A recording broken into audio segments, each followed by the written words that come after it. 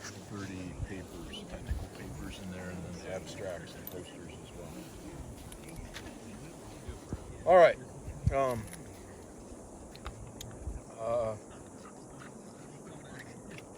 We want to learn a little geology tonight. So I know we've talked a little bit about geology already, but I want to try to teach you some things that will help you appreciate what we're going to see a little bit more tomorrow and the rest of the week. But first, let's talk about a timeline for Earth history. I am pretty skeptical of radioactive dating methods. You can, and we'll talk about this downstream, but you can take a rock. There's lots of rocks downstream that have been dated by radioactivity, but depending on the radioactive method that you use to date that rock, and this has been done, say a piece of the diabase sill downstream, Dr. Snelling dated it by 5 different radioactive dating methods, and guess how many distinct radioactive dates he got? 5. And he didn't just date one sample. He sent like 20 samples in for the same dating method for the first method, and then 20 more samples in for the second method, and so on. So it was pretty clear that the dates were very distinct. They weren't even within the error bars of the dating methods. And so there's something terribly wrong. And, we've known that, creationists have known that for a long time, but the first thing I want you to understand that about me as a geologist, I'm very skeptical about the millions of years that these dating methods tell us. So much so I wonder if they're even close to being accurate or, give us any meaningful data at all. So the other thing I'd like you to realize about me is that I believe that God's Word is true. And that's where I begin as a scientist, is with God's Word. And as a geologist, as I look at God's Word, I read through the genealogies, and I read other passages in Scripture. And as a geologist, as a scientist, that gives me kind of an outline of Earth history. And so as I look at that and, add up the numbers in the genealogies and stuff, from a straightforward reading, the Earth is not much older than 6,000 years. From a straightforward reading of those genealogies. Now I realize there are a few issues with the genealogies here and there. It's definitely not perfect, but there is a pretty good outline there. And so let's just that's where I start with, is an Earth right around 6,000 years old, maybe a little bit older. We have 6 days of creation.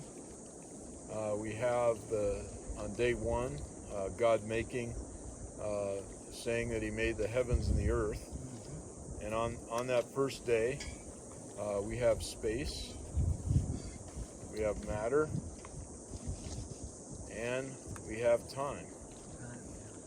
Think about it. In the beginning, time starts ticking. In the beginning, God created the heavens, space. In the beginning, God created the earth. He created matter. And as a scientist, I can't experience any kind of reality at all without those 3 ingredients: space, matter, time. We live in a space, matter, time universe. And it's significant for me that the first verse in Scripture starts off that way, telling us that God did that in the beginning, that's when time started. Some people would argue that, that was a long, long time ago, millions or billions of years ago. But again, as I have a clear reading of Scripture, the most straightforward way to interpret it, when day is used in Genesis chapter 1, the very first time, it's defined what it is. And you can talk to any number of Hebrew scholars, and they'll say, yes, that's the most obvious interpretation of that it means a literal 24-hour day. It starts with evening, and as you know, the Jewish day begins in the evening as the sun goes down, and then ends at the next sundown. There's no indication in Genesis 1 that those are anything but literal days.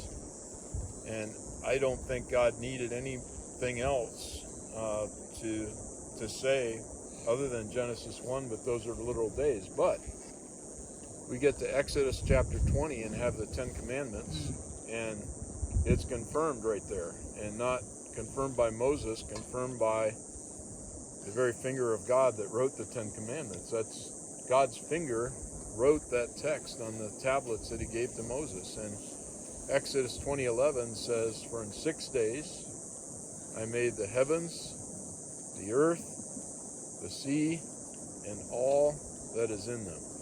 Does that leave anything out? And it's so clear. And that's part of the fourth commandment. And what does the fourth commandment have to do with? Working 6 days and resting on the seventh, right? Yeah. And so how clear can that be that the days of creation were literal 24-hour days? And so that would be the primary text I would use to argue that the days of creation were literal 24-hour days, Exodus 20:11.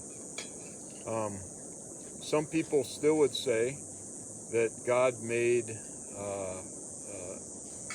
things millions of years ago, but I think Jesus answers that question very nicely in the New Testament.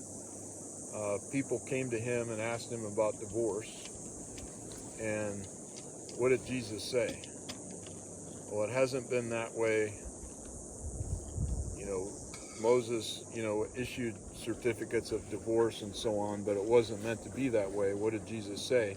In the beginning, I created them male and female. Not millions of years after the beginning, okay? In the beginning. So Jesus himself places Adam and Eve at the beginning. And of course, from Genesis 1, we know that they were made on the sixth day, right? So anyway, those are some texts that I would refer to for a very literal historical interpretation of Genesis. We can rely on the 10 Commandments. We can rely on the very words of Jesus to back all that up. So that's kind of where I started as a geologist. So as a geologist, I need to account for all this stuff around us during that time frame that we have. I don't have millions of years to work with. I need to account for all these rocks, all the erosion that we see, all the fossils that we have. All that needs to be accounted for in a short time frame. So there's several different periods of time in Earth history where we have significant geologic work being done. We may get down this far tomorrow, but if not tomorrow, definitely the next day. We're going to get down into the basement rocks of Grand Canyon.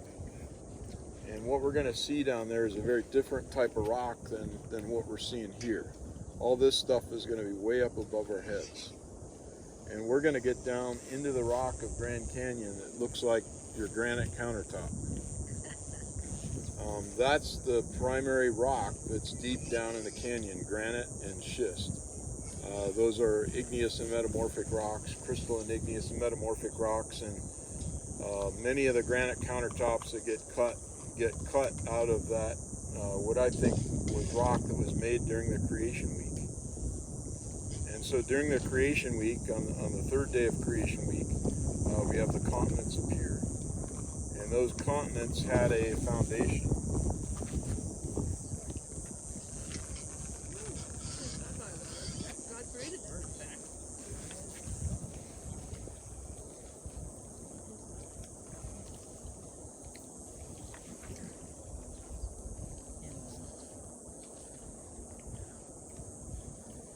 So this will be our continent right here. And this is what the Earth might have looked like on the third day. God brought a continent. He might have brought several continents into existence. It may have just been one. We don't know for sure. But here's a continent, and this continent is going to be made of this granite. And I'm being very general here when I say granite. Granite like rocks. And so a lot of gneisses and so forth have a lot of the same minerals as a granite. So I'm generalizing here. But any continent that you go to is going to have at its foundation these granitic rocks. And those we think were made on the third day. Definitely as these continents were lifted up on the third day, it seems from reading of Genesis chapter 1 that the continents were raised up. As the continents were raised up, out of the waters, there was water all over the earth on the first and second day. That water would have run off into the oceans and probably made some sedimentary deposits as well. Okay, but anyway, we'll focus on the continents for right now, and that's the surface that guys like Adam and Eve and Noah and his family would have walked on. Is that granitic surface. Okay, we're going to see some of this stuff deep in the canyon. There was no topsoil? Well, on the third day there was topsoil and plants and so on, but we're just talking about the rocks and not any biology right now. Oh, sorry, wrong field of science. My bad. My PhD is actually in biology with a paleontology emphasis, so. Okay, but, so we can talk about the topsoil. Yeah, right? yeah. Okay, thank you. So, anyway, so they're walking around on the rock that they might see below the topsoil and so on. Is that better? Is going to be granite, or these granite-like rocks. But that's not what the world looks like today. What do we have? What are we seeing here? Yeah, we're seeing limestone and sandstone and on and on. We're seeing marine layers on top of the continent. So the continents today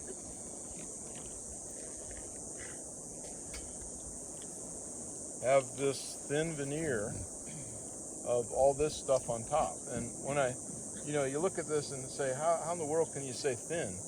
Well, continents are really big, and compared to the size of the continents, this is a thin veneer of marine rock that covers all the continents. So all the continents look like this today. So when did all this marine rock get here? And not only that, this marine rock contains fossils. We saw some of those fossils today, the nautiloids, the crinoid, the bryozoan, and those are marine fossils. And so these marine rocks, which cover every single continent, would have been put there during the flood. Okay. Now to get there, probably this landmass had to drop back down. The waters had to surge onto the continents, or maybe another model is that tsunamis or something like that brought waters on top of the continents and deposited all those marine rocks. But you guys find it odd that the continents are covered with marine rocks and not rocks like lake deposits and sand dune deposits and stream deposits and stuff like that? You find it odd that we have all these marine rocks that make these blankets across the entire continent? Now, we do have some stream deposits and lake deposits and things like that, but guess where those are? They're sitting on top of all these marine rocks. And they're local deposits. They don't, extend all the way across the continent like these marine rocks do. And we have, a few glacial deposits and things like that, but they all sit on top of all the marine stuff. So we do have some things happening after the flood. We have some erosion that sometimes cuts canyons down into this after the flood as well. And so there's some topography that forms as a result of the flood waters draining off the earth. And, our lake over there draining as well. There's some topography that kind of forms after as well. So does that make some sense to help you put some things together? Okay. At breakfast tomorrow morning, we're going to have pancakes. I just requested it from Cora, and there's a reason I requested pancakes, and you guys will see tomorrow morning. So we're going to have a little breakfast food demonstration that you can do with your kids and grandkids. So, okay. Yes. We have two questions. One is, mountains formed when? Do you think during the flood as a result? Psalm 104, verse 8 tells us.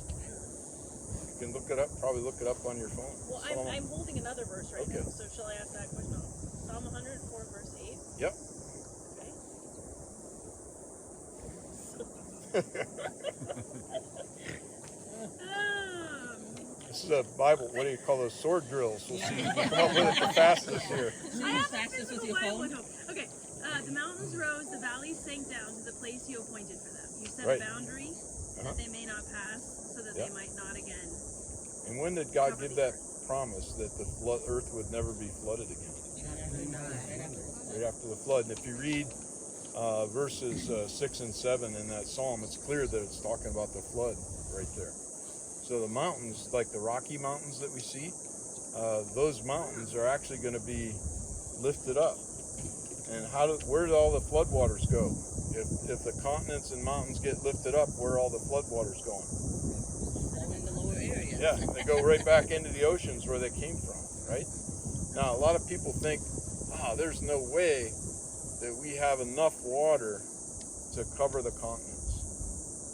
You know that if everything was leveled out, the average depth of the ocean would be more than 2 miles deep if everything was leveled. We have an incredible amount of water on this planet. And, a lot of people would say, well, how in the world did the flood cover Mount Everest? Well, did the flood cover Mount Everest? What Psalm 104 verse 8 says? After the flood, the mountains rose up. And so mountains like the Rocky Mountains, the Himalayas, where Mount Everest is, and so on, a lot of these rocks have these marine layers in them, but they're all contorted now. They've been lifted up by mountain building processes to great heights, the same as the Colorado Plateau that we're on. This has been lifted up. So have marine fossils found that? Yeah. Yes. Yep. On Mount Everest. Yep. There's marine rocks up there. There's limestones up there. Yeah. So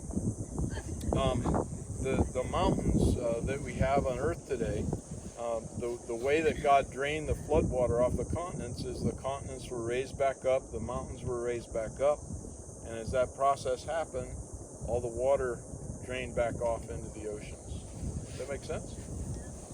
And the other thing the mountains did, as you get various mountain ranges popping up here and there, it created basins like our lake basin over there. So up in Wyoming, in the Green River Basin in Wyoming, that basin is completely surrounded by mountains. And so if you get a lot of rain, what's going to happen in that basin? It's going to fill up with water.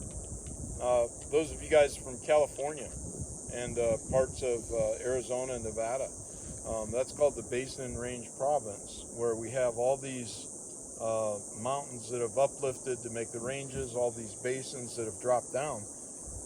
After the flood, all those basins were filled with freshwater lakes. It's completely dry out there today, right? But all those basins have limestone deposits in them, fish fossils in them, sometimes precious mineral deposits in them. The climate was totally different after the flood, and all those basins filled up with water because there were low spots. And so that's kind of what I see happening after the flood. All right, we have 3 kinds of rock. This is going to take you back to probably junior high school, earth science class. All right. So three kinds of rock. I'll make it simple for you guys. We talked about granite, which is igneous. Also, volcanoes are igneous as well. And igneous rocks are rocks that used to be a liquid and have crystallized to make things like granite and lava flows and stuff like that. Those are igneous rocks.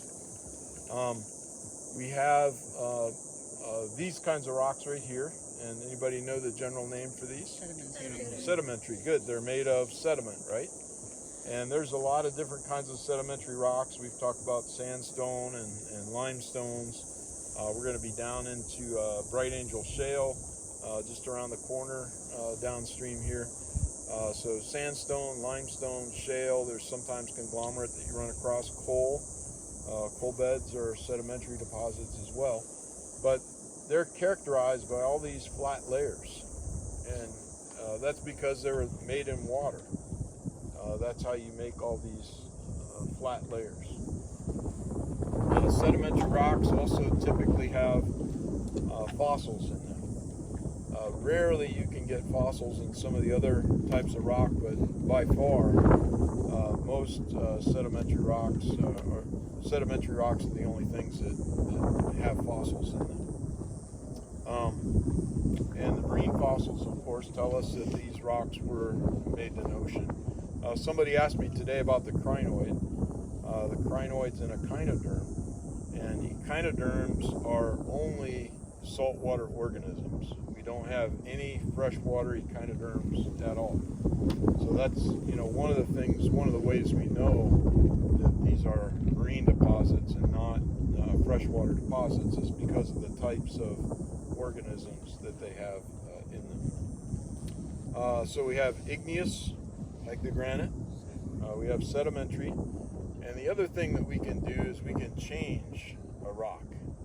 We can change it by heat and pressure.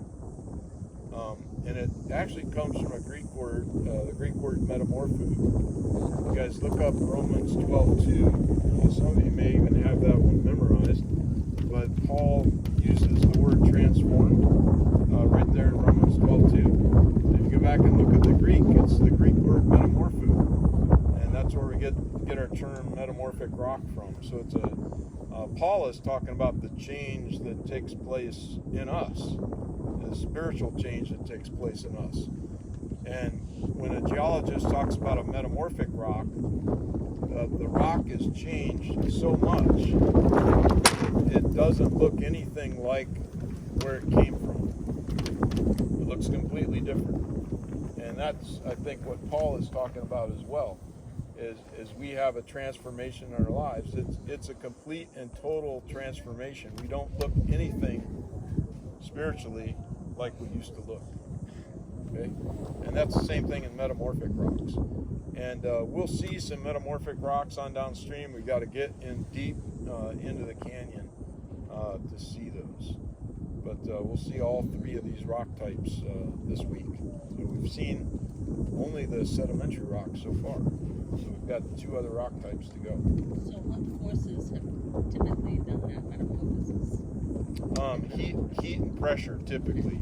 Sometimes hot fluids migrating through the rock can do it as well.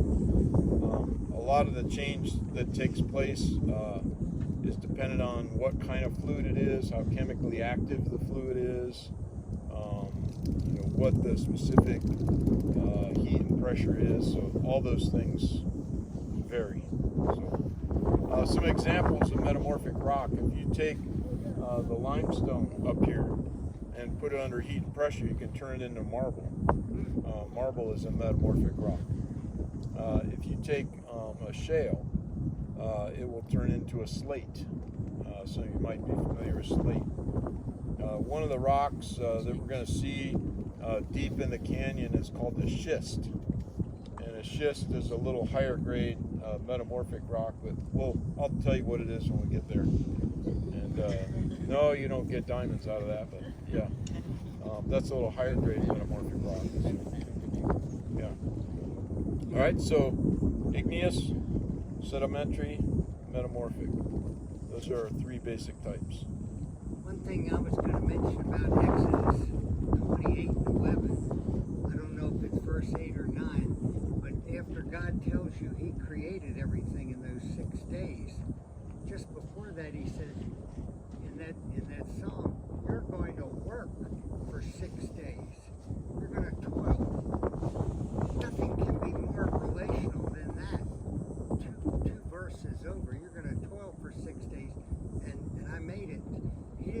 one was millions of years and the other was 24 hours. You know, and then he said the seventh day is the Sabbath, and that's why that particular We rest. command is there. And what John says about the Bible is so important. So many good Christians I have, they're looking everywhere for readings about things, and they don't know that much about the Bible. For example, in dinosaurs, if you read Job, and he starts talking about the behemoth, and you listen to his description, in the study Bibles I've looked at, they all said he's talking about a dinosaur. He says the tail is like a cedar. And other readings I see say it was a rhinoceros. It wasn't a dinosaur. Rhinoceros tail is like this.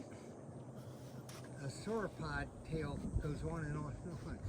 And so I'm convinced that he's talking about dinosaurs. And dinosaurs were on the ark. The other thing is Jesus himself quoted about the flood.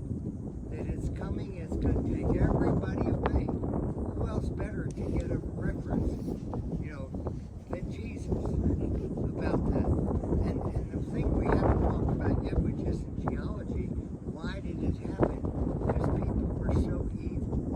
God said he was sorry he made them. How bad is that? And that was his judgment, the first judgment. And so we have to be sober-minded and think about that. Yes. Hopefully this is not too far afield. In the beginning, God created the heavens and the earth and everything in them. In light of that, how do you deal with or explain UFOs, extraterrestrial life? I think that would have to be a hypothesis. The extraterrestrial life would definitely be a hypothesis. It sure seems to me that the Earth was a very special created place, and that I have my doubts whether we're going to find intelligent life elsewhere. I wouldn't be surprised if we were, if Mars turned up some bacteria or something like that, but I don't think we're going to find intelligent life in other places. But I just think the Earth is so special. What is, here's a quiz for you. What is the oldest body, the oldest astronomical body in the universe? Well, theoretically, everything's the same age. Think about it. Earth. Isn't that wild? I mean, we're taught, brainwashed from young ages that the sun came first, and then, all the planets formed around the sun and stuff like that. But when was the sun made? Day 4. Day 4. There were already plants on the earth when the sun was made. And, I think God did that on purpose. It's like, no, this isn't how it happened. Or maybe the enemy is trying to throw an alternative explanation so we begin to doubt God's word. I think that's probably more likely. Yeah. They do it. But the earth is a special place. It was here 3 days before any of the stars or the sun or the moon was made, any of the galaxies. And, we need to go back to Scripture and look at those things carefully. So I have my doubts about UFOs, and I have my doubts about life being found elsewhere. Bacteria is so prevalent, and it's so important in so many processes. I wouldn't be surprised if we found it other places, but But also Genesis 2:1, you read by that verse because it talks about the heavens and the earth and the other stuff and things that occur, because most of the Bibles have a headline for that section, and you read by Genesis 2:1 what it actually says, and it says that the Lord put his hosts in charge of maintaining the universe. Who are his hosts? They're angels. And so he talks about the maintenance of the universe is governed by the angels. In Genesis, you see everybody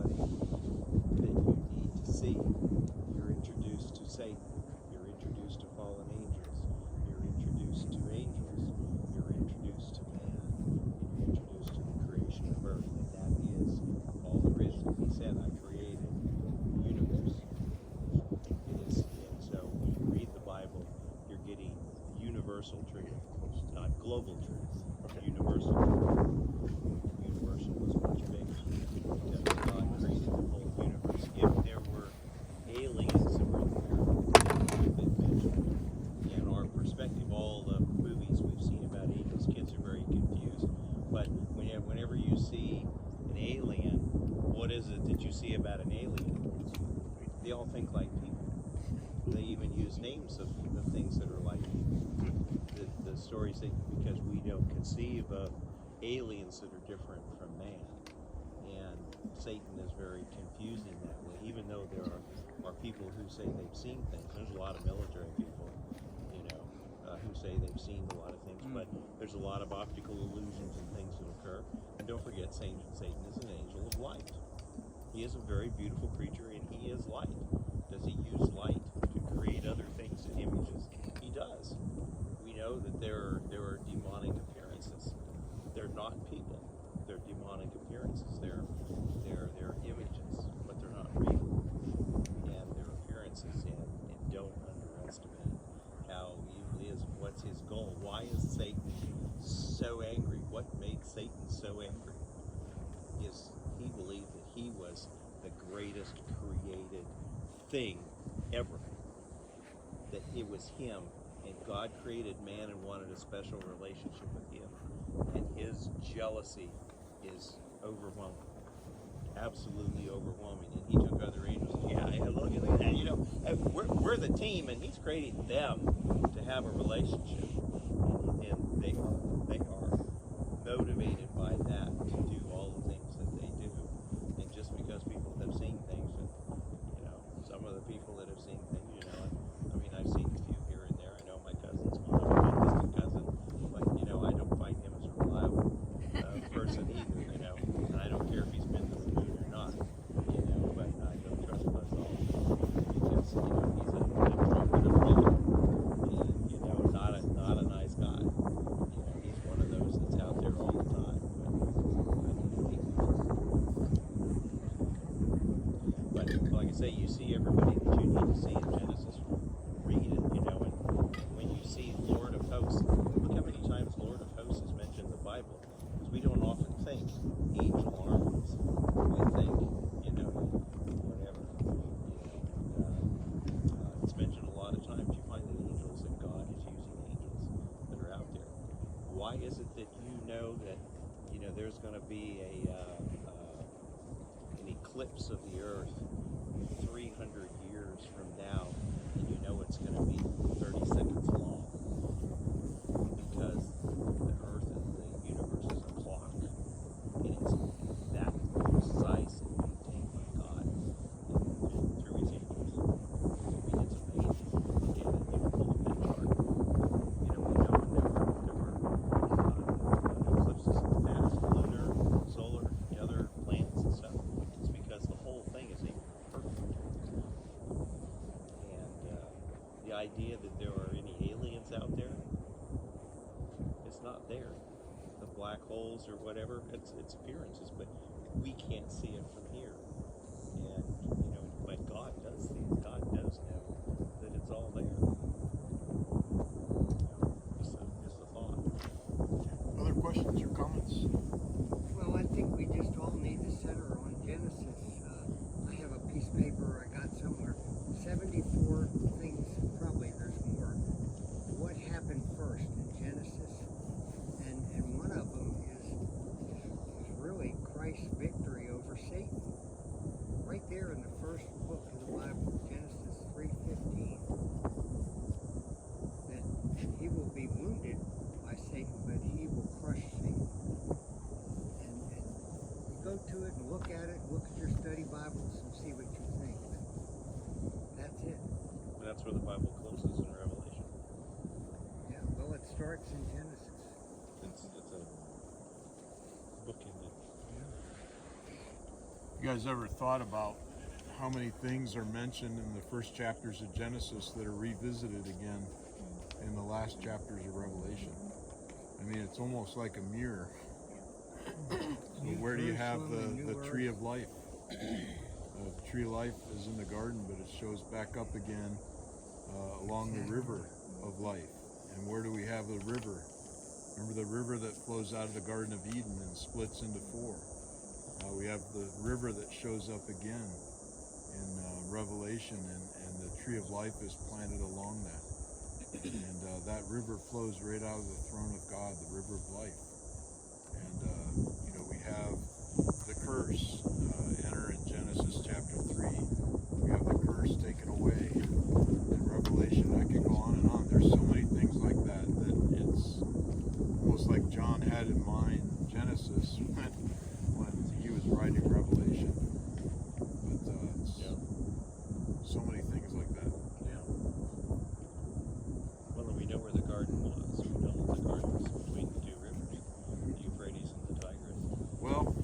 let's think about that.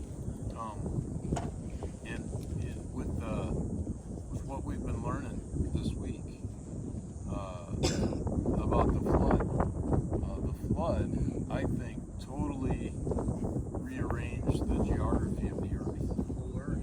We would have had to throw our maps away when we got off the ark. They were no good.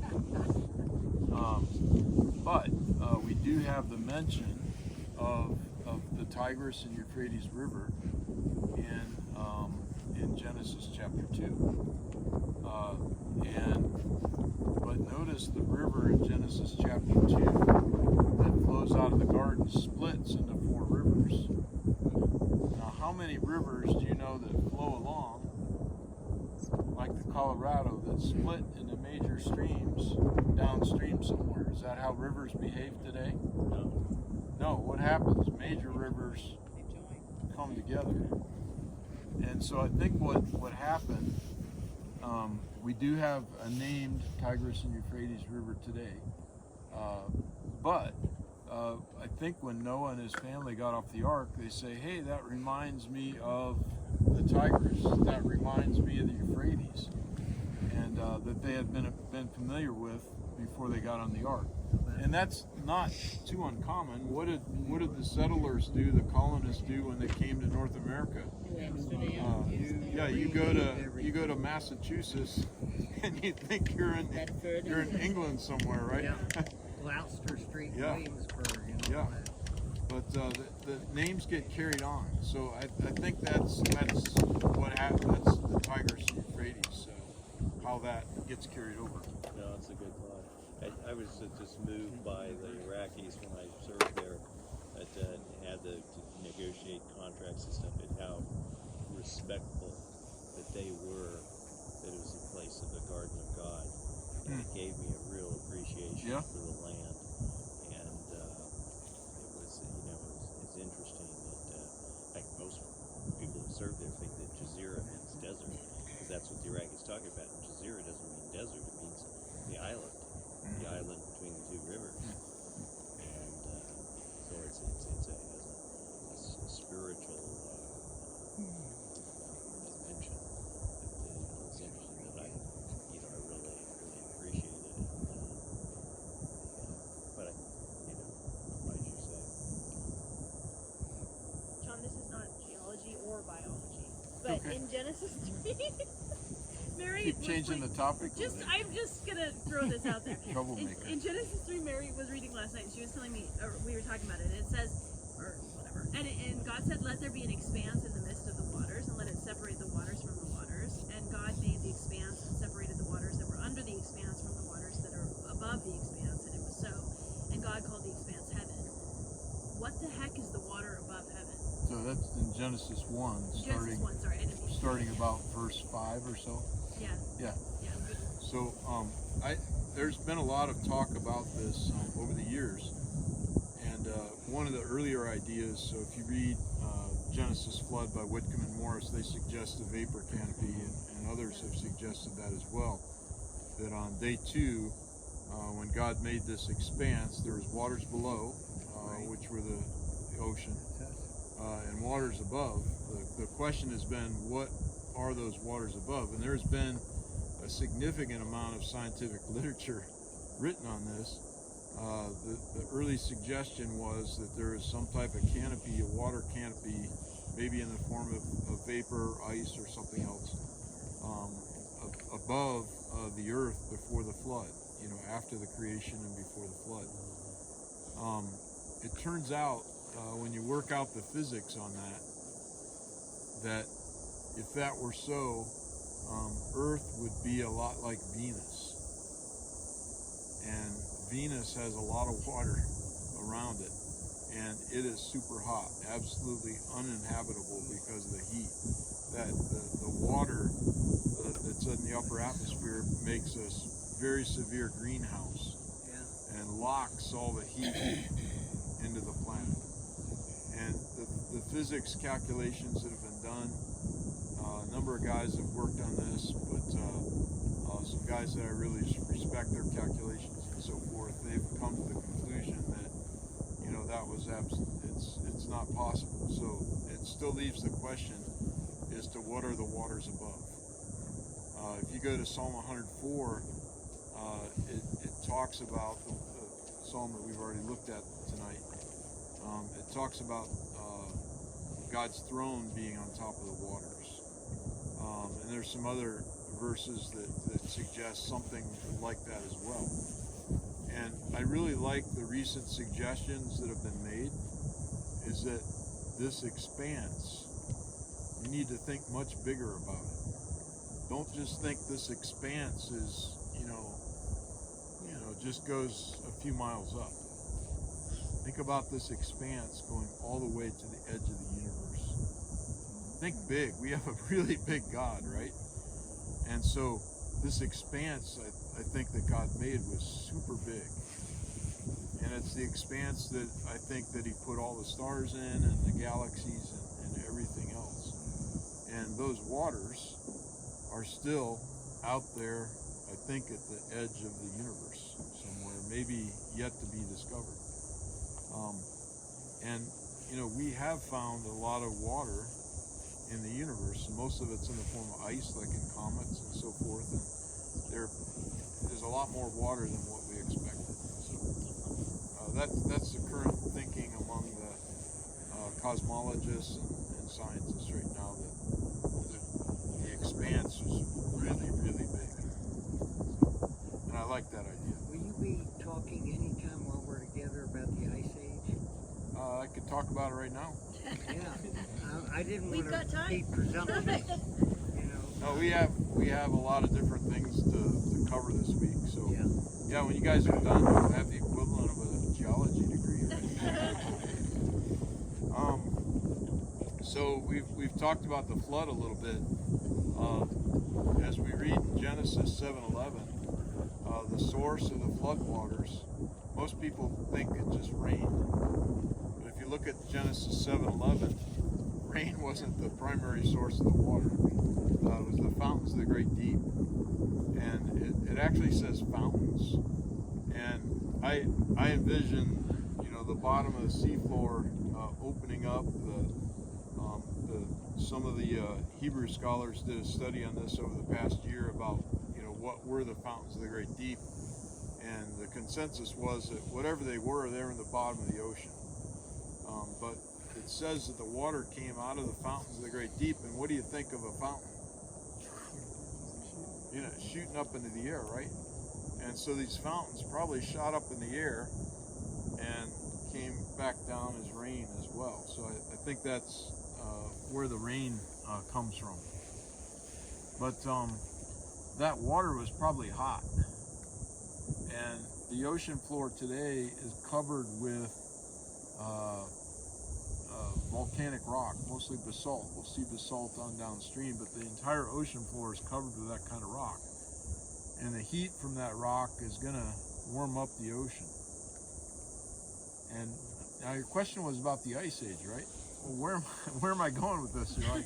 I thought it was about the Ice Age, right? Yeah. Well, the warm ocean is the key, believe it or not.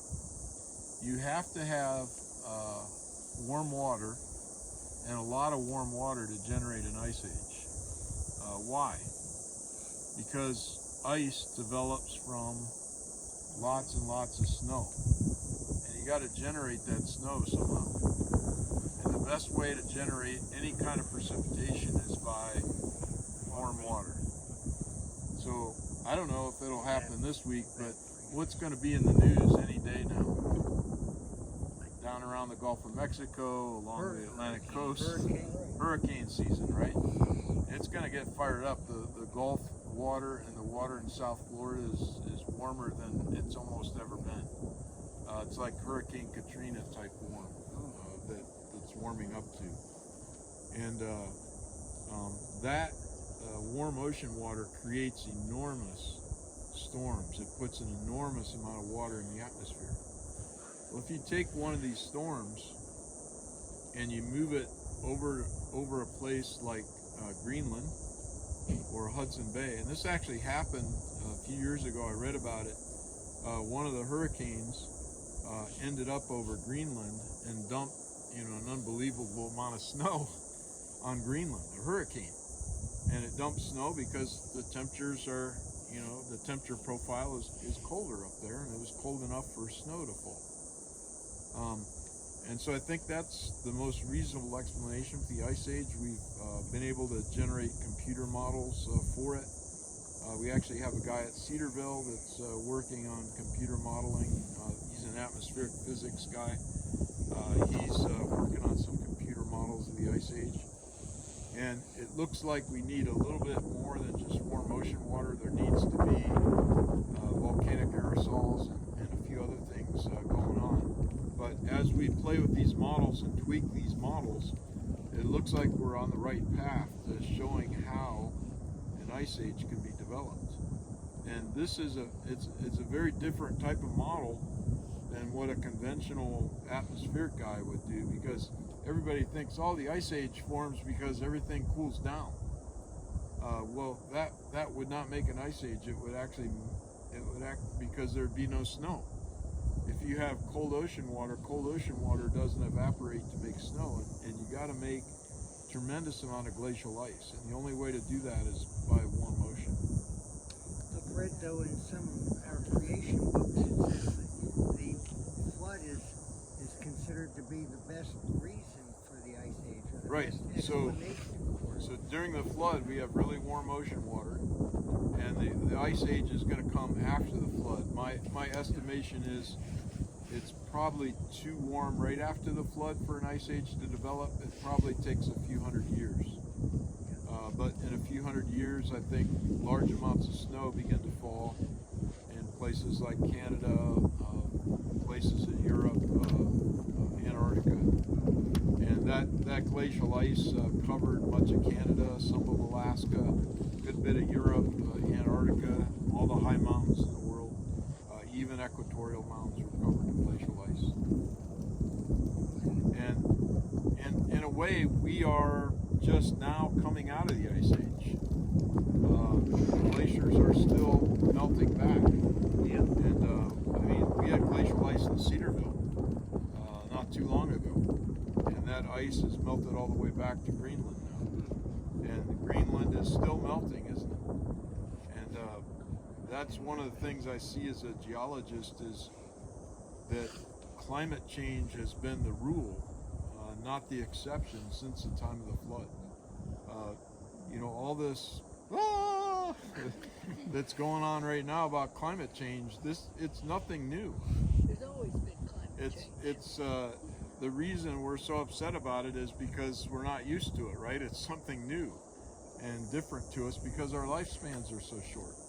But it's, from a geological perspective, we had big lakes in California. California was not a desert and always hasn't been a desert. We had sand dunes in Nebraska that are still there. We had glacial ice in Cedarville.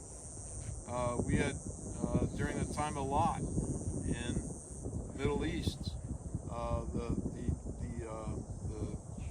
Dead Sea Valley wasn't all dry and brown, it was green. There's been climate change.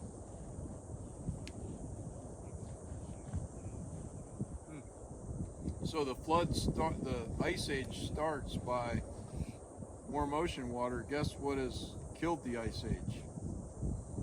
The oceans have cooled down. The oceans cool down. We don't have as much snowfall in places like Greenland and Hudson Bay area and so on. That's killed the ice age. Cooler oceans.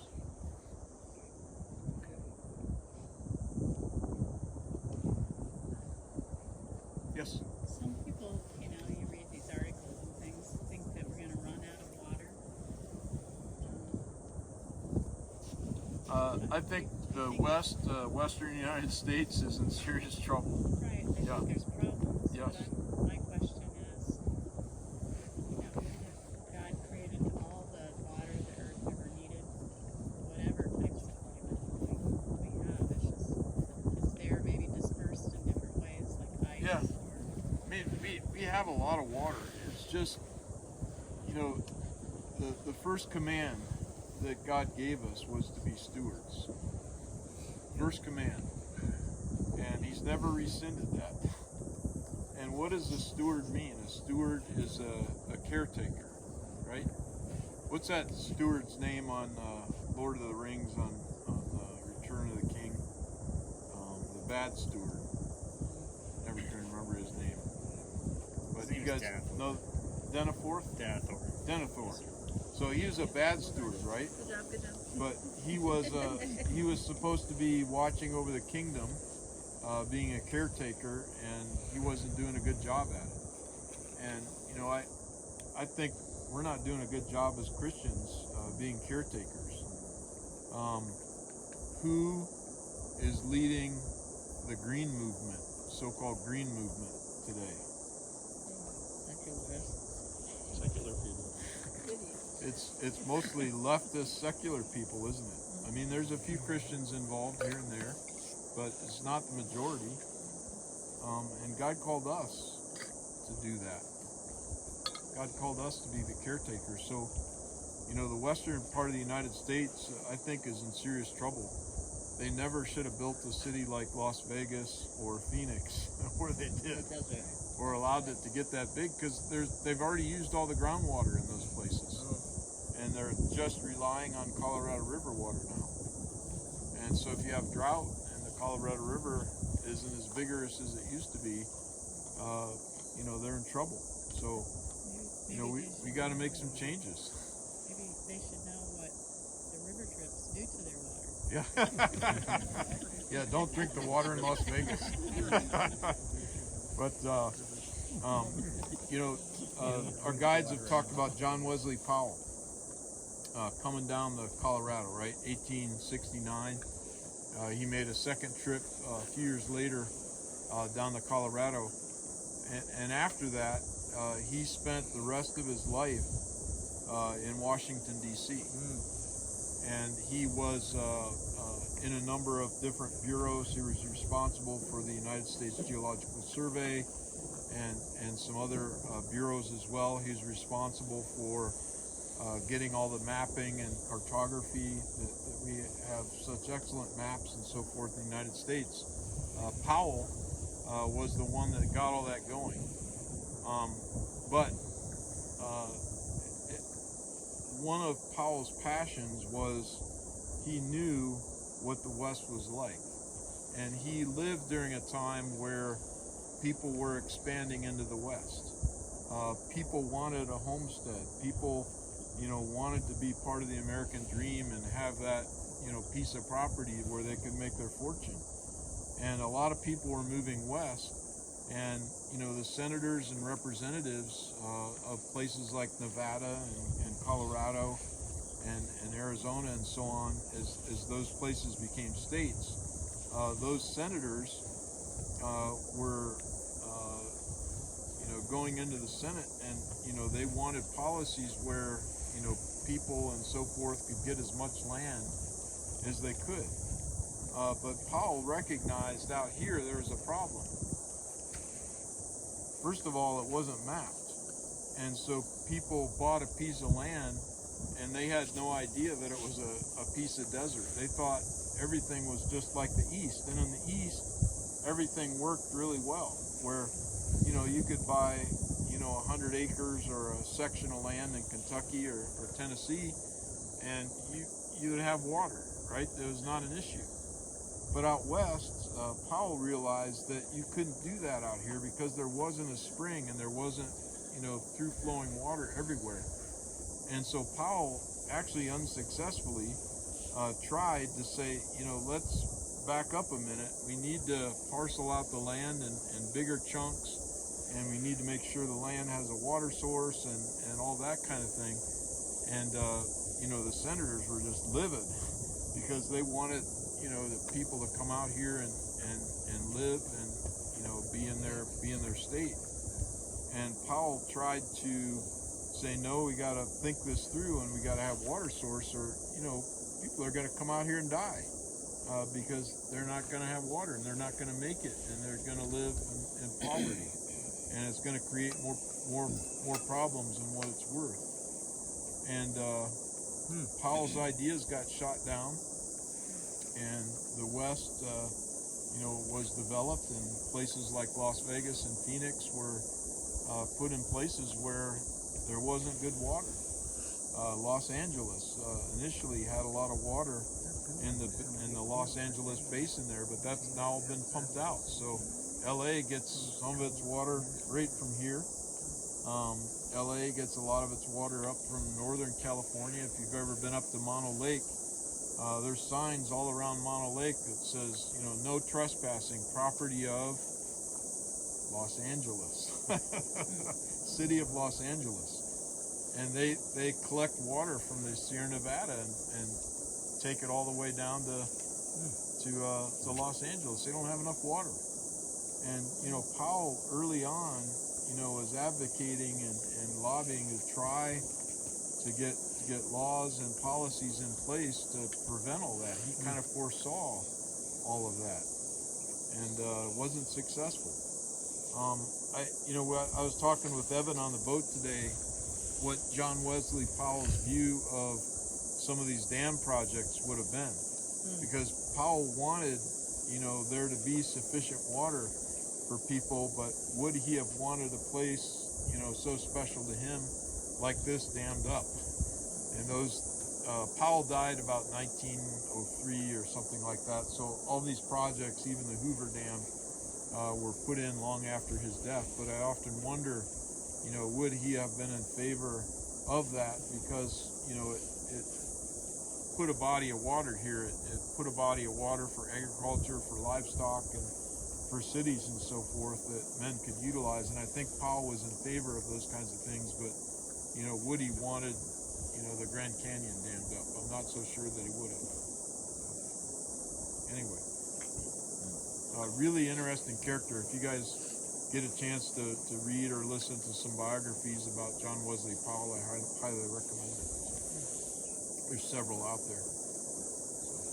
All this time I thought there was oceanfront property in Arizona. It was. It's sold at Villa Goods by George Street.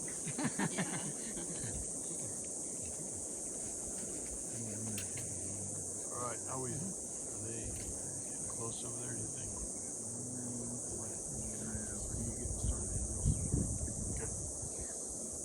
Thanks, John. Thank you, that's been great. Really informative. We'll have some more Q&A type things and some more sessions. We'll talk about radioactive dating and carbon dating at some point. Probably talk about dinosaurs at some point. We'll have some more Q&As and some things like that. So we have some more things planned. It's a good day today. All some good stuff. Thank you. Yeah. So dinner's probably still 15 or 20 minutes away, I would guess. Takes them a while with that lasagna. Why don't we, we'll pray and then get cleaned up and they'll be ready before you know it. So anyway, can I call on you to pray for us? Sure. Heavenly Father, thank you for this privilege to be here in the Grand Canyon. Thank you for the ministry, Grand Canyon Ministry. Thank you for John and Bruce, as well as Adam and their talks and sharing their knowledge and insights and wisdom that they've gleaned from your word. And we thank you that your word is trustworthy and reliable. Thank you for this food that's been prepared by Arizona River Rafters, and thank you that again we can be here to enjoy all of it.